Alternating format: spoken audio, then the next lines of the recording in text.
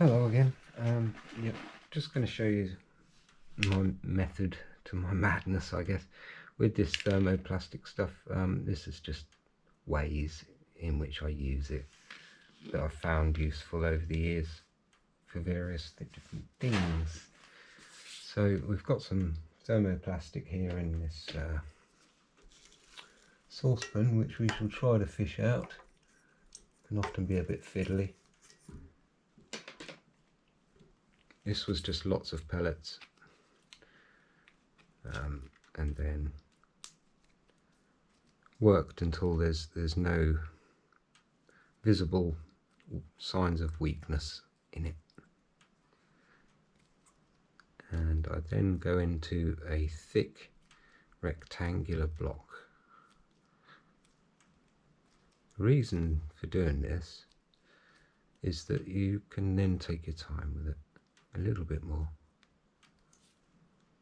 Well, quite a lot more actually. This will remain malleable in this size for quite a long time before it actually starts to become unmovable.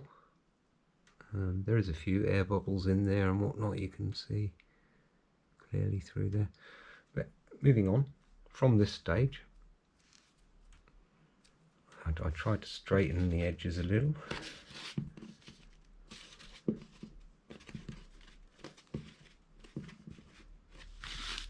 Pop it on something that is not got any grip on it.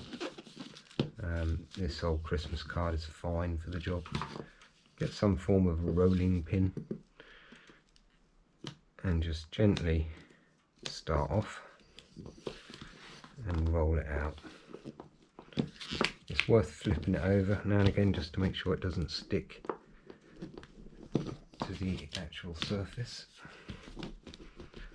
and just keep making it thinner and thinner.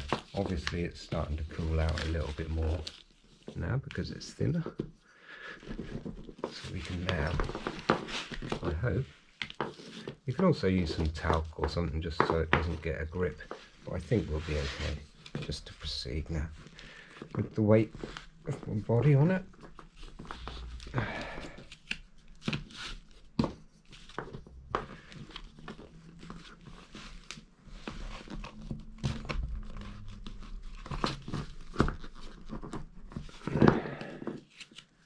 And there you can see we have a nice thin slab.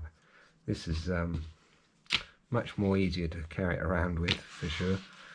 You don't end up losing loads of little pellets, and it does, because it's quite thin, heat up again very quickly. So from here I would then proceed to whatever project I'm going to start doing. Obvious things are tubes, where you just use something to make yourself a tube of any kind. You would then press firmly in this join area to make sure those two plastics go together, whilst maintaining, you just got to hold it really until it cools down and starts to firm up, which we shan't really bother with because I'm not really actually making anything as such, just showing you methods. That will always be a weak point. What I tend to do to fix that weak point is run a lighter along and make sure that both these parts are melted together firmly. But yeah, you cut this off while it's soft with scissors. It's a lot easier.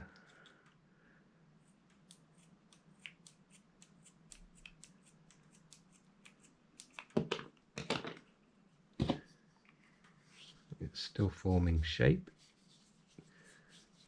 See, it's been workable for quite some time now because we started off as a large rectangular piece. And that will very easily be able to run your lighter along there and on the inside, and just seal this together into your perfect tube. I'm experiment with these at the moment because I like the strength that this has got. This seems like this tube could take my weight, which is a bit of a hint in what I'm aiming to do in the near future. Other things, you can obviously permanent marker it, different colours. It does come in its black form as well. Probably charge you an extra £1. Also, you can use powder dyes to dye the plastic whilst it's in its malleable form into any colour you like, which is probably a neater way of doing things than by permanent markers. But that said, I'm not too fussy aesthetically. I'm more functional with these things.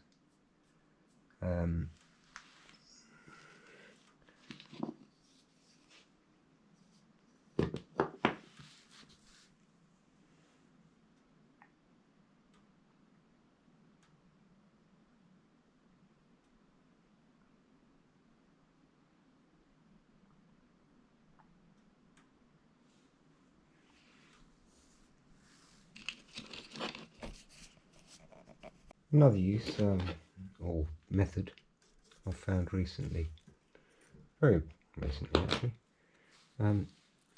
if we again start off with our rectangular piece,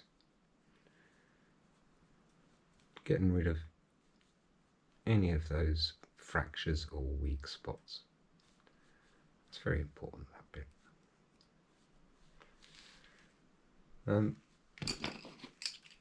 I found you can use it as plastic wrap.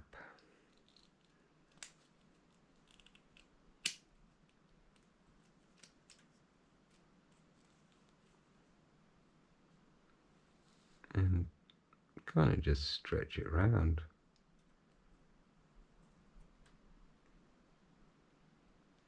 Like this. And you could make these a lot thinner or thicker, depending on what you like or want or need. And you can see I'm being very slow with it for some reason, I don't know why. You can then form this plastic shrink wrap kind of style effect, which might be a little bit loose because it's thin and they're drying out quickly, but if you quickly, before they dry out, run your lighter along,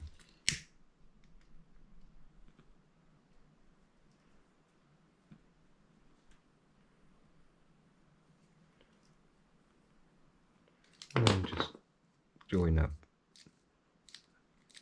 these pieces.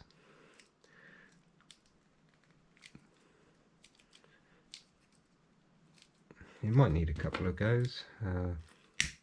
It's getting there.